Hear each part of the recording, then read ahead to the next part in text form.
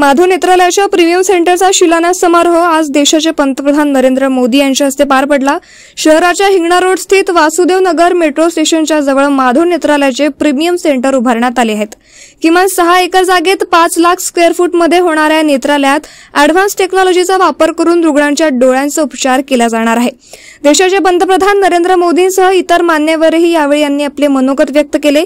याप्रसंगी राज्याचे मुख्यमंत्री देवेंद्र फडणवीस, केंद्रीय सडक परिवहन आणि राज्य मार्ग मंत्री नितीन गडकरी, राष्ट्रीय स्वयंसेवक संघाचे सरसंघचालक मोहन भागवत, स्वामी अवशेषानंद गिरीजी महाराज आणि स्वामी गोविंद देव गिरीजी महाराज यांची प्रमुख उपस्थिती होती। गुढीपाडव्याच्या आणि नवीन वर्षाच्या आपल्या सर्वांना अतिशय मनपूर्वक शुभेच्छा। आज मुझे यहां आने का सौभाग्य मिला है। आज चैत्र शुक्ल प्रतिपदा का ये दिन बहुत विशेष है। आज से नवरात्रि का पवित्र पर्व शुरू हो रहा है। देश के अलग अलग कोनों में आज गुड़ी पड़वा, उगादी और नवरेह का त्योहार भी मनाया जा रहा है। आज भगवान झूलेलाल जी और गुरु अंगद देव जी का अवतरण दिवस भी है। ये हमारे प्रेरणा पुंज परम पूजनीय डॉक्टर साहब की जयंती का भी अवसर है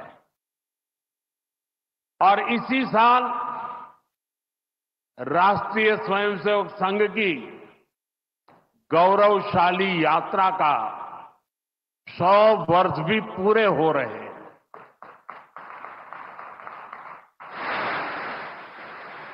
आज इस अवसर पर मुझे स्मृति मंदिर जाकर पूज्य डॉक्टर साहब और पूज्य गुरुजी को श्रद्धांजलि अर्पित करने का सौभाग्य मिला। साथियों, इसी कालखंड में हमने हमारे संविधान के 75 वर्ष का उत्सव भी मनाया है। अगले ही महीने संविधान निर्माता बाबा साहब आंबेडकर जी की जयंती भी है। आज मैंने दीक्षा भूमि पर बाबा साहब को नमन किया है, उनका आशीर्वाद लिया है। मैं इन विभूतियों को नमन करते हुए देशवासियों को नवरात्रि और सभी पर्वों की बहुत बहुत बधाई देता हूं। साथियों, संघ सेवा के इस पवित्र तीर्थ नागपुर में आज हम एक पुण्य संकल्प के विस्तार के साक्षी बन रहे हैं। अभी हमने माधव नेत्रालय के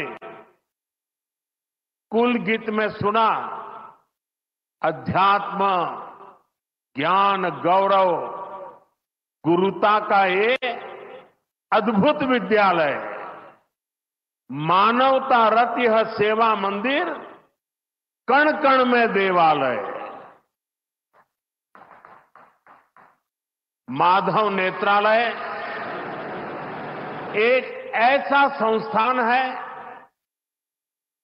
जो अनेक दशकों से पूज्य गुरुजी के आदर्शों पर लाखों लोगों की सेवा कर रहा है। लोगों के जीवन में रोशनी लौटी है।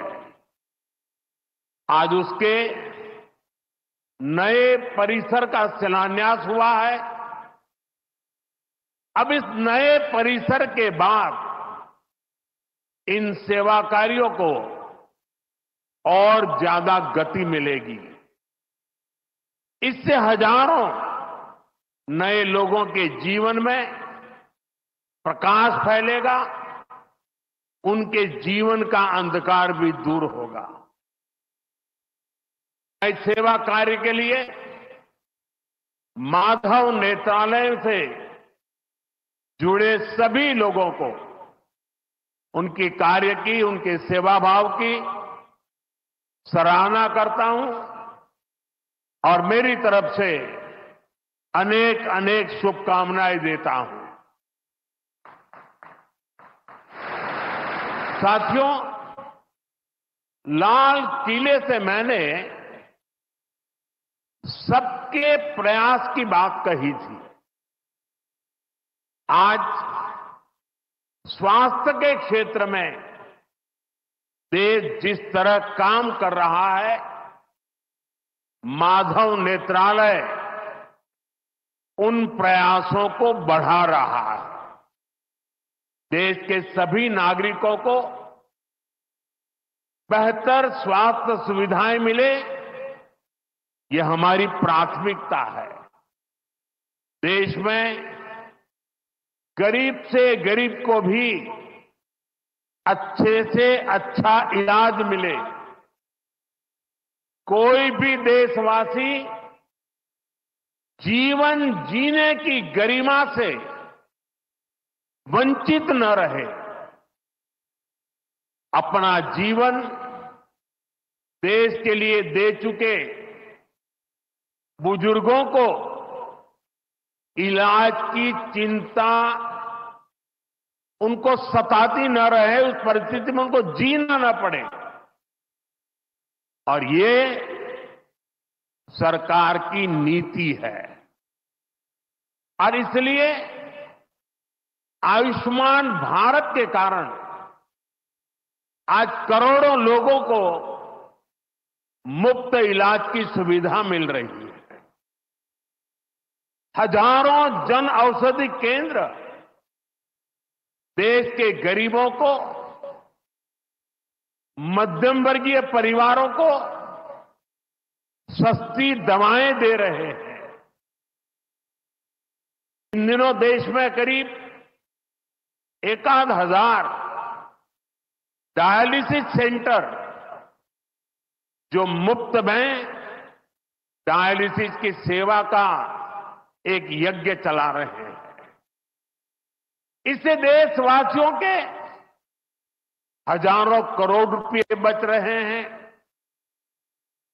उनको स्वास्थ्य लाभ हो रहा है। बीते 10 साल में गांवों में लाखों आयुष्मान आरोग्य मंदिर बने हैं, जहां से लोगों को देश के सर्वश्रेष्ठ डॉक्टरों से टेली मेडिसिन से कंसल्टेशन मिलता है, प्राथमिक इलाज मिलता है और आगे के लिए सहायता होती है। उन्हें रोगों की जांच के लिए सैकड़ों किलोमीटर दूर नहीं जाना पड़ रहा। साथियों, हमने न सिर्फ मेडिकल कॉलेजों की संख्या में 2 गुना वृद्धि की है, लेकिन हमने देश में ऑपरेशनल एम्स की संख्या भी 3 गुना बढ़ाई है।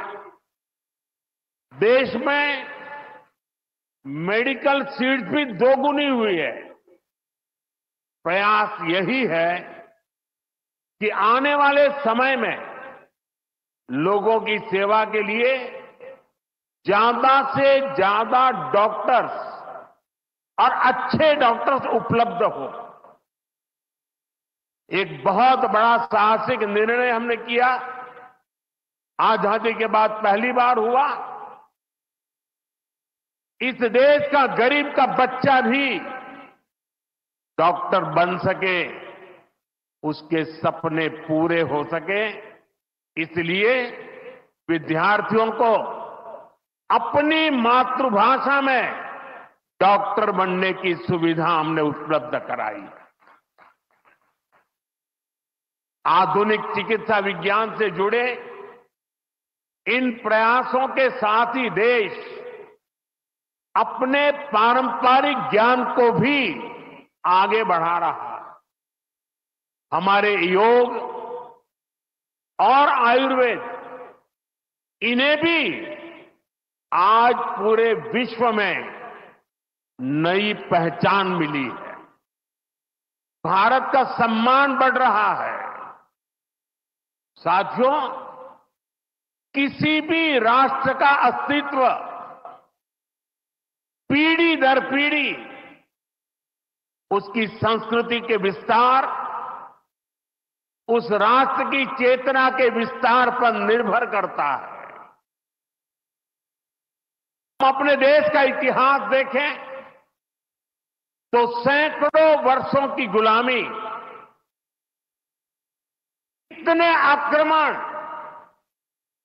भारत की सामाजिक संरचना को मिटाने की इतनी क्रूर कोशिशें, लेकिन भारत की चेतना कभी समाप्त नहीं हुई। उसकी लौ जलती रही। ये कैसे हुआ? क्योंकि कठिन से कठिन दौर में भी भारत में इस चेतना को जागरूक रखने वाले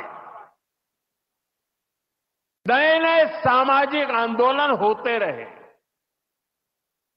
भक्ति आंदोलन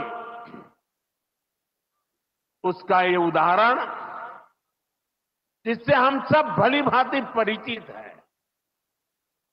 मध्यकाल के उस कठिन कालखंड में हमारे संतों ने भक्ति के विचारों से हमारी राष्ट्रीय चेतना को नई ऊर्जा दी। गुरु नानक देव, कबीरदास, तुलसीदास, सूरदास, हमारे यहां महाराष्ट्र में संत तुकाराम, संत एकनाथ, संत नामदेव, संत ज्ञानेश्वर, ऐसे कितने ही संतों ने हमारी इस राष्ट्रीय चेतना में अपने मौलिक विचारों से प्राण फूंके। इन आंदोलनों ने भेदभाव के फंदों को तोड़कर समाज को एकता के सूत्र में जोड़ा।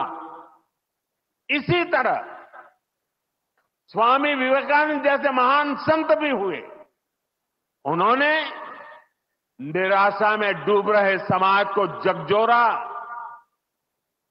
उसे उसके स्वरूप की याद दिलाई, उसमें आत्मविश्वास का संचार किया और हमारी राष्ट्रीय चेतना को बुझने नहीं दिया। गुलामी के आखिरी दशकों में डॉक्टर साहब और गुरुजी जैसे महान व्यक्तित्वों ने इसे नई ऊर्जा देने का काम किया। आज हम देखते हैं राष्ट्रीय चेतना के संरक्षण और संवर्धन के लिए जो विचार भी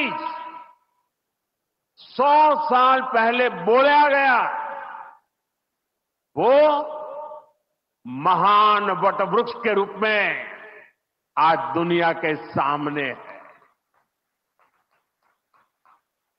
सिद्धांत और आदर्श इस वटवृक्ष को ऊंचाई देते हैं। लाखों करोड़ों स्वयंसेवक इसकी टहनी, ये कोई साधारण वटवृक्ष नहीं, राष्ट्रीय स्वयंसेवक संघ भारत की अमर संस्कृति का आधुनिक अक्षय वट है। ये अक्षय वट आज भारतीय संस्कृति को, हमारे राष्ट्र की चेतना को निरंतर ऊर्जावान बना रहा है। साथियों, आज जब हम माधव नेत्रालय के नए परिसर का काम शुरू कर रहे हैं तो दृष्टि की बात स्वाभाविक है। हमारे जीवन में दृष्टि ही हमें दिशा देती है। इसलिए वेदों में भी कामना की गई है, पश्चिम शरदः शतम, अर्थात हम 100 वर्ष तक देखें। ये दृष्टि आंखों की यानी बाह्य दृष्टि भी होनी चाहिए और अंतः दृष्टि भी होनी चाहिए। जब अंतः दृष्टि की बात करते हैं तो विदर्भ के महान संत श्री गुलाबराव महाराज जी का स्मरण भी होना स्वाभाविक है। उन्हें प्रज्ञाचक्षु कहा जाता था। बहुत कम आयु में ही उनको आंखों से दिखाई देना बंद हो गया, लेकिन फिर भी उन्होंने अनेकों पुस्तकें लिखी थी। और अब कोई भी पूछ सकता है कि जब आंखों से दिखाई नहीं देता है तो उसके बावजूद भी कोई इतने ग्रंथ कैसे लिख सकता था?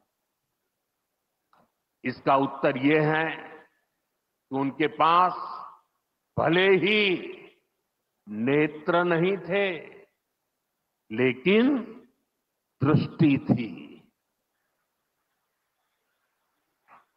ये दृष्टि बोध से आती है, विवेक से प्रकट होती है।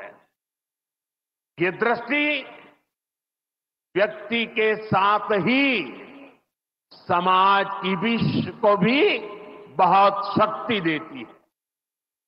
हमारा राष्ट्रीय स्वयंसेवक संघ भी एक ऐसा संस्कार यज्ञ है जो अंतर्दृष्टि और बाह्य दृष्टि दोनों के लिए काम कर रहा है। बाह्य दृष्टि के रूप में हम माधव नेत्रालय को देखते हैं और अंतर्दृष्टि ने संघ को सेवा का पर्याय बना दिया है।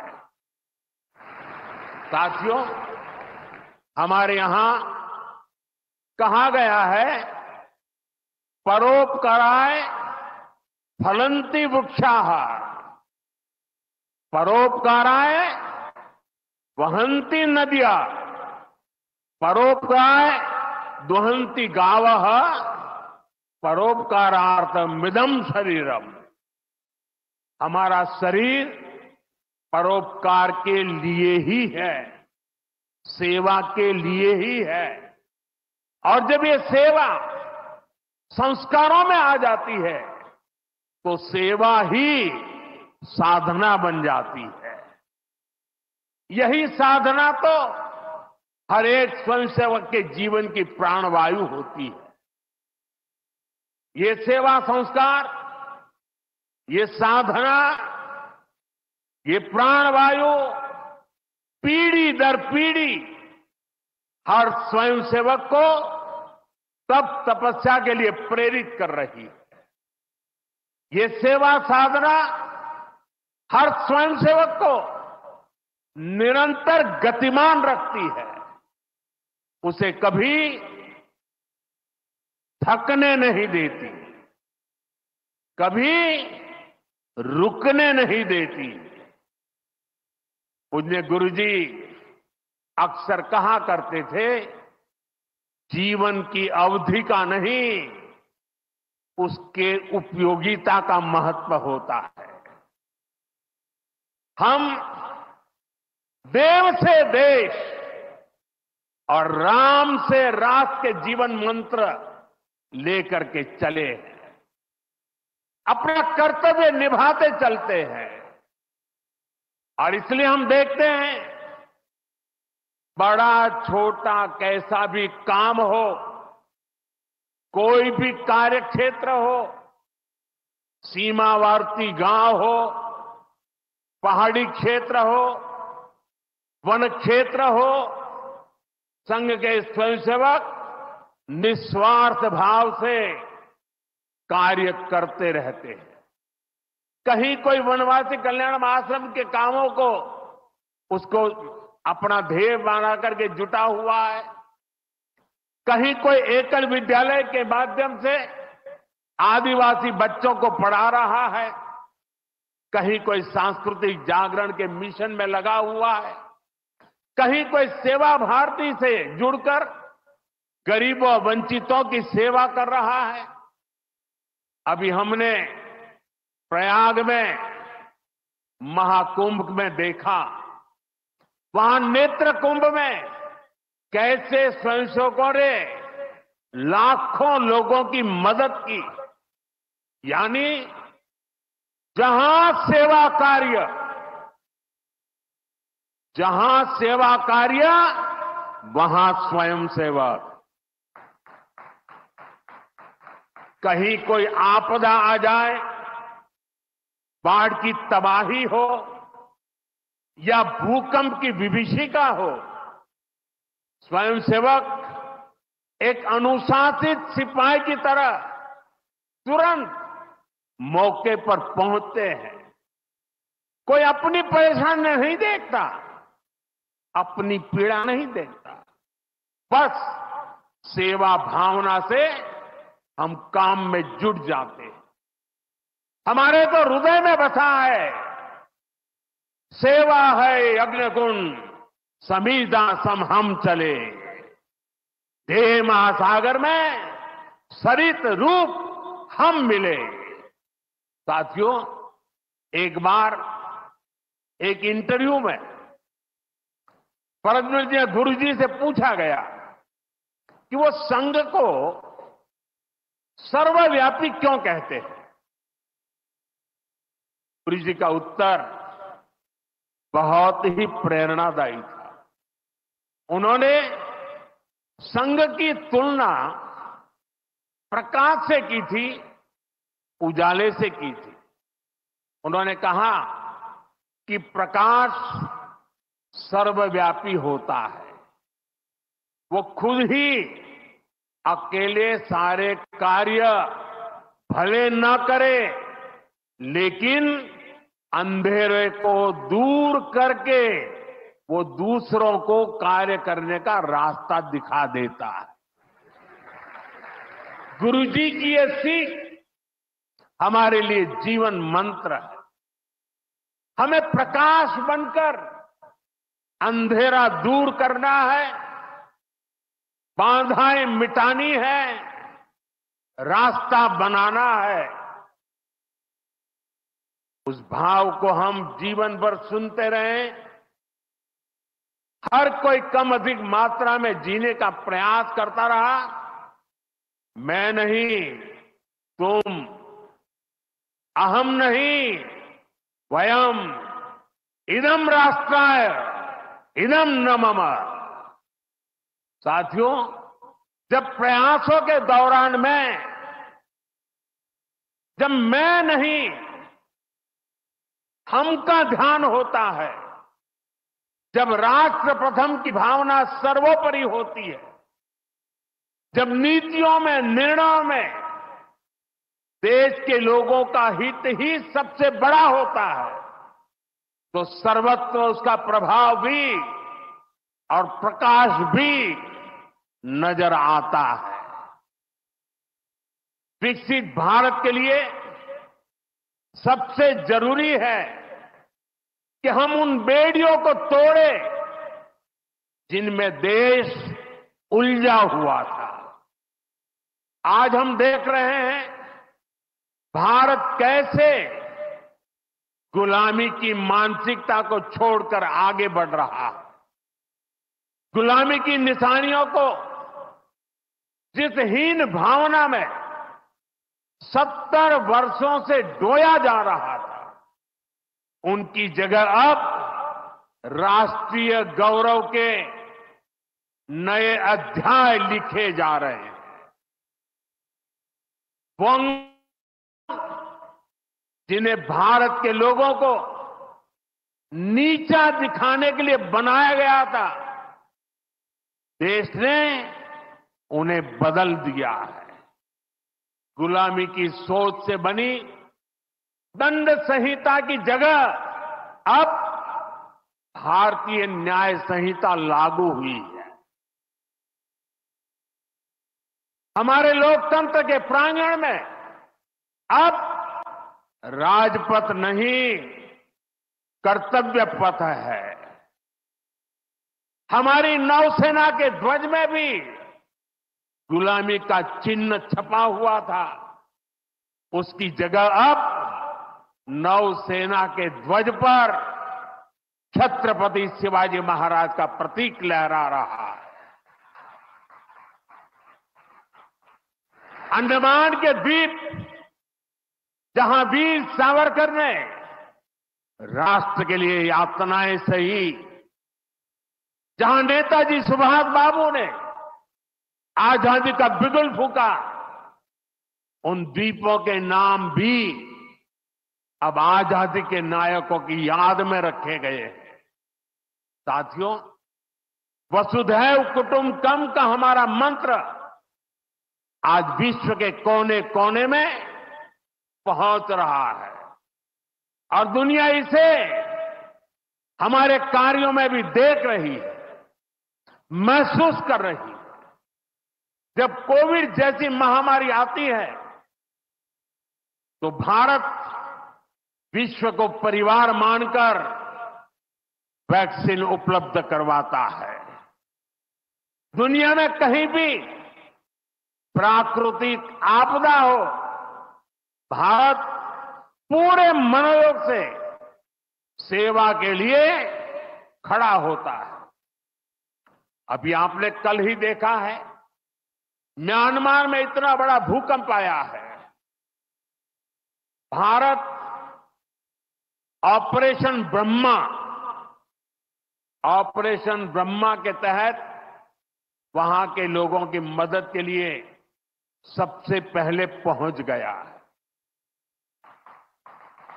जब तुर्की में भूकंप आया, जब नेपाल में भूकंप आया, जब मालदीव में पानी का संकट आया, भारत ने मदद करने में घड़ी भर की भी देर नहीं की।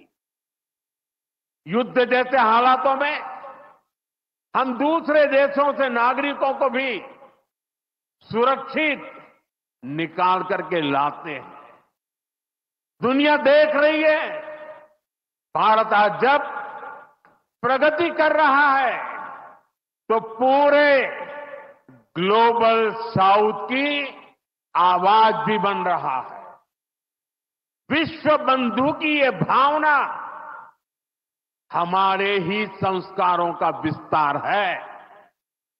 साथियों, आज भारत की सबसे बड़ी पूंजी हमारा युवा है और हम देखते हैं आज भारत का युवा कितने कॉन्फिडेंस से भरा हुआ है। उसकी रिस्क टेकिंग कैपेसिटी पहले के मुकाबले कई गुना बढ़ गई है। वो नए नए इनोवेशन कर रहा है, स्टार्टअप्स की दुनिया में अपना परचम लहरा रहा है और सबसे बड़ी बात, आज के भारत का युवा अपनी विरासत पर गर्व करते हुए, अपनी संस्कृति पर गर्व करते हुए चल रहा है। अभी हमने प्रयागराज महाकुंभ में देखा, आज की युवा पीढ़ी लाखों करोड़ों की संख्या में महाकुंभ में पहुंची और इस सनातन परंपरा से जुड़कर गौरव से भर उठी। आज भारत का युवा देश की जरूरतों को ध्यान में रखते हुए काम कर रहा है। भारत के युवाओं ने मेक इन इंडिया को सफल बनाया है। भारत का युवा लोकल के लिए वोकल हुआ है। एक जज्बा बना है। हमें देश के लिए जीना है, देश के लिए कुछ करना है। खेल के मैदान से लेकर अंतरिक्ष की ऊंचाई तक राष्ट्र निर्माण की भावना से ओतप्रोत हमारे युवा आगे बढ़ रहे हैं, आगे चलते ही जा रहे हैं। यही युवा 2047 के जब आजादी के 100 साल होंगे, विकसित भारत के लक्ष्य की ध्वजा थामे हुए है। और मुझे विश्वास है, संगठन, समर्पण और सेवा की ये त्रिवेणी विकसित भारत की यात्रा को निरंतर ऊर्जा देती रहेगी, दिशा देती रहेगी। संघ का इतने वर्षों का परिश्रम फलीभूत हो रहा है। संघ की इतने वर्षों की तपस्या विकसित भारत का एक नया अध्याय लिख रही है। साथियों, जब संघ की स्थापना हुई तब भारत की हालत भी अलग थी और हालात भी अलग था। 1925 से लेकर 1947 तक वो समय संघर्ष का समय था। आजादी का बड़ा लक्ष्य देश के सामने था। आज संघ की 100 वर्षों की यात्रा के बाद देश फिर एक अहम पड़ाव पर है। 2025 से 2047 तक ये महत्वपूर्ण कालखंड, इस कालखंड में एक बार फिर बड़े लक्ष्य हमारे सामने। कभी पूज्य गुरुजी ने एक पत्र में लिखा था, मैं अपने भव्य राष्ट्र प्रसाद की नींव में एक छोटा सा पत्थर बनकर रहना चाहता हूं। हमें सेवा के अपने संकल्प को हमेशा प्रज्वलित रखना है। हमें अपने परिश्रम को बनाए रखना है। हमें विकसित भारत के स्वप्न को साकार करना है। और जैसा मैंने अयोध्या में प्रभु श्री राम के मंदिर के नवनिर्माण पर कहा था, हमें अगले 1000 वर्षों के सशक्त भारत की नींव भी रखनी है।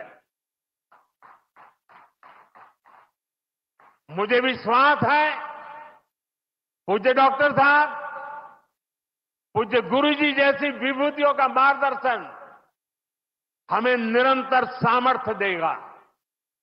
हम विकसित भारत के संकल्प को पूरा करेंगे। हम अपनी पीढ़ियों के बलिदान को सार्थक करके रहेंगे। इसी संकल्प के साथ आप सभी को एक बार फिर इस मंगलमय नववर्ष की अनेक अनेक शुभकामनाएं। उन्हें भी शत शत नमन करता हूं।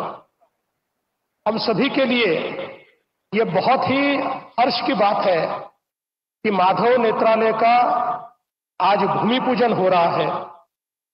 पिछले कई वर्षों से माधव नेत्र पीढ़ी कार्य कर रही है और कई लोगों के जीवन में प्रकाश लाने का काम इस माधव नेत्र पीढ़ी के माध्यम से लगातार किया गया है। हम सभी लोग जानते हैं कि दृष्टि ये ईश्वर ने दी हुई सबसे बड़ी सौगात है और दृष्टिहीनों को दृष्टि देना, इससे और बड़ी कोई भी सेवा नहीं हो सकती।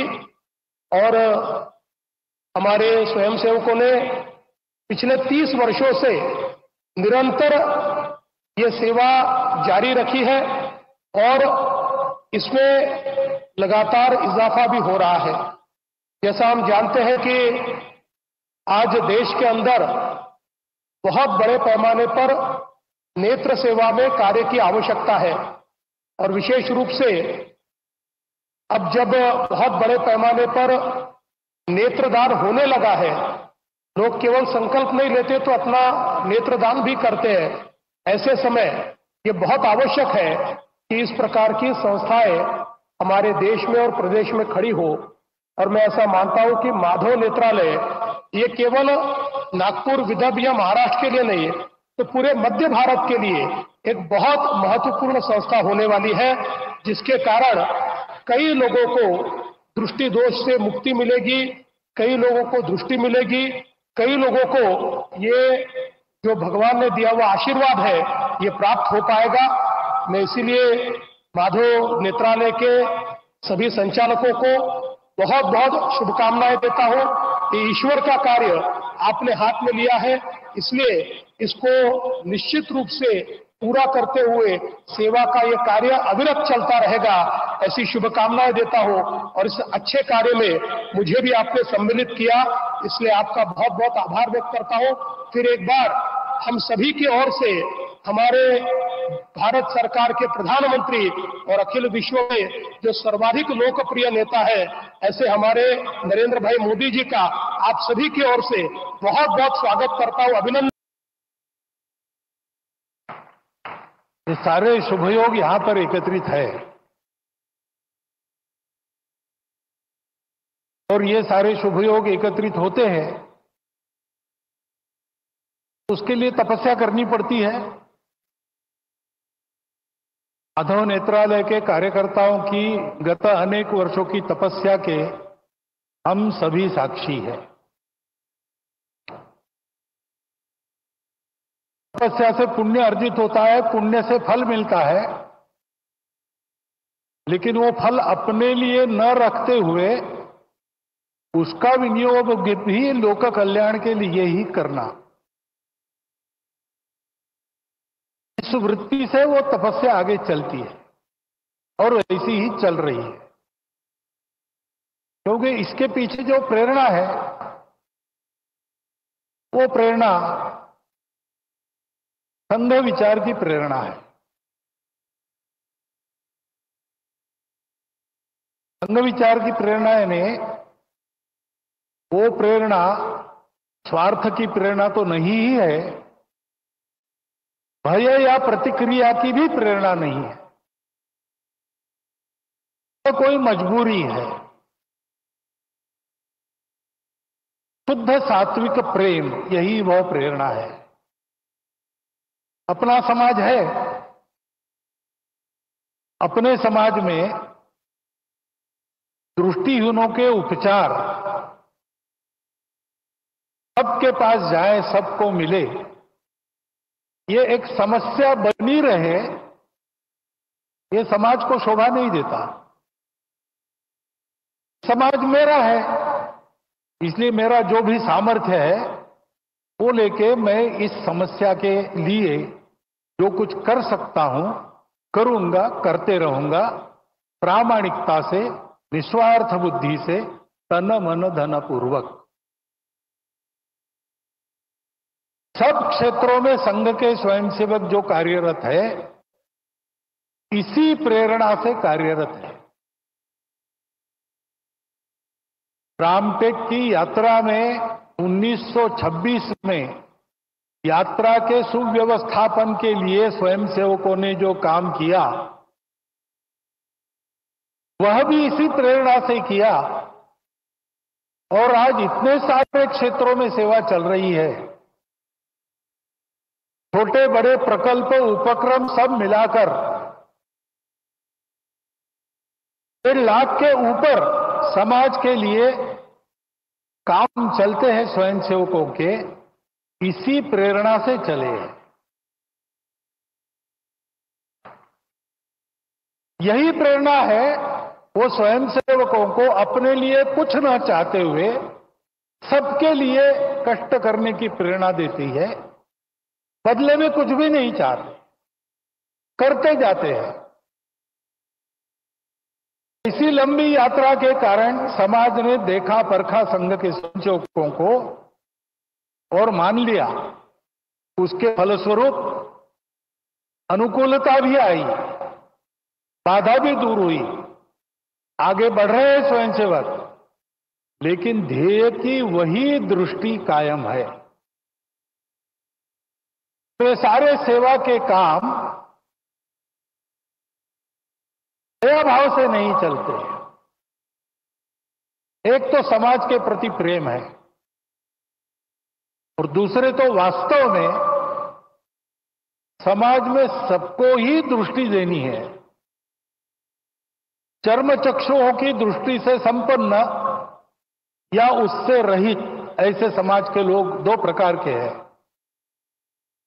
लेकिन सदा सर्वदा जीवन में जो दृष्टि आवश्यक होती है, जीवन में हमको जो कुछ मिला है परिस्थिति के रूप में, उस परिस्थिति का अधिकतम उत्कृष्ट उपयोग करते हुए अपने जीवन को सार्थक बनाना, अपने जीवन को निरामय बनाना, अपने जीवन को स्वस्थ बनाना, ये सारा करने के लिए जो जीवन की दृष्टि चाहिए वो जीवन की दृष्टि ही है। और उस जीवन के दृष्टि का सारा उसमें वर्णन है सेवा। एकांत में आत्मसाधना, लोकांत में परोपकार, ऐसा जीवन सूत्र हमारी परंपरा में है। संघ के संदर्भ में कहेंगे तो 1 घंटा शाखा में स्वयं का विकास और 23 घंटा उस विकास का उपयोग समाज के भलाई के लिए, यही वह दृष्टि है। और वह दृष्टि देने के लिए ये सारे काम चलते हैं। ये सारे काम इसी दृष्टि से चलते हैं, इसलिए उत्तम चलते, और ऐसे ही उत्तम चलते रहेंगे। अनुकूलता पाने के बाद भी, साधन संपन्नता होने के बाद भी करने वालों का भाव यही रहेगा, तब उस साधनों का उपयोग भी अच्छी तरह होकर समाज लाभान्वित होगा। केवल लाभान्वित नहीं होगा, समाज विश्व को लाभान्वित करने के लिए योग्य बनेगा और विश्व के जीवन में अपनी भूमिका को ठीक से अदा करेगा। इन सारे सेवा कार्यों से यही हो, इस इच्छा से स्वयंसेवक काम कर रहे। उसमें से एक यह माधव नेत्रालय का काम है। आज वर्ष प्रतिभागिता के दिन उनको सब प्रकार की शुभेच्छा मैं देता हूं।